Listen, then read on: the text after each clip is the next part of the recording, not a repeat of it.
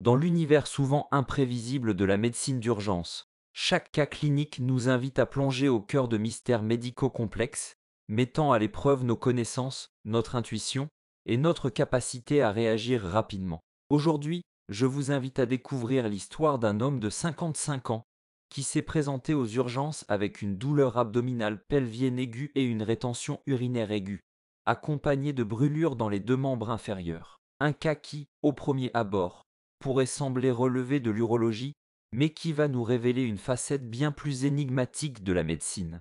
Notre patient, sans antécédents médicaux notables, se trouve soudainement confronté à une douleur insupportable, une fièvre légère et une agitation due à l'inconfort. L'examen clinique initial dévoile une distension vésicale palpable et une sensibilité à la palpation du bas-ventre, sans signe de défense. L'examen neurologique met en lumière des paresthésies des deux jambes, sans déficit moteur évident, et un examen rectal révèle une prostate de taille normale mais sensible.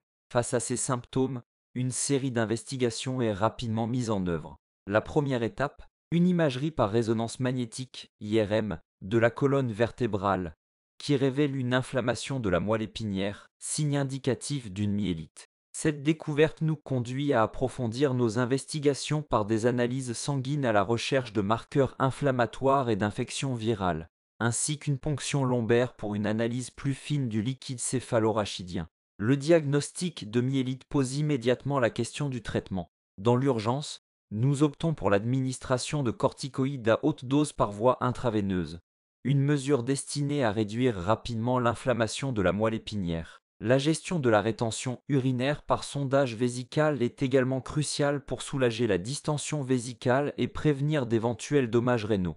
Mais la prise en charge de notre patient ne s'arrête pas là. Le suivi à long terme et la réadaptation fonctionnelle jouent un rôle capital. Une physiothérapie et une ergothérapie sont envisagées pour gérer les symptômes neurologiques résiduels. Un suivi urologique est également indispensable pour traiter les dysfonctionnements vésicaux à long terme. Ce cas illustre parfaitement les défis auxquels sont confrontés les médecins urgentistes. Il souligne l'importance d'une évaluation initiale approfondie, capable de diriger rapidement vers le bon diagnostic. Mais plus encore, il met en lumière la nécessité d'une prise en charge multidisciplinaire, impliquant une collaboration étroite entre les services d'urgence, de neurologie, de réadaptation et d'urologie. En partageant ce cas, mon objectif est de souligner combien la médecine d'urgence est un domaine où l'apprentissage est constant. Chaque patient nous apporte une nouvelle énigme à résoudre, nous obligeant à rester à jour dans nos connaissances et à réfléchir de manière créative pour fournir la meilleure prise en charge possible. Je vous remercie de votre attention et de votre intérêt pour ce cas. La collaboration et le partage de connaissances sont des piliers essentiels pour continuer à progresser et à améliorer la qualité des soins que nous offrons à nos patients. Restons connectés pour explorer ensemble de nouveaux cas et enrichir notre pratique médicale.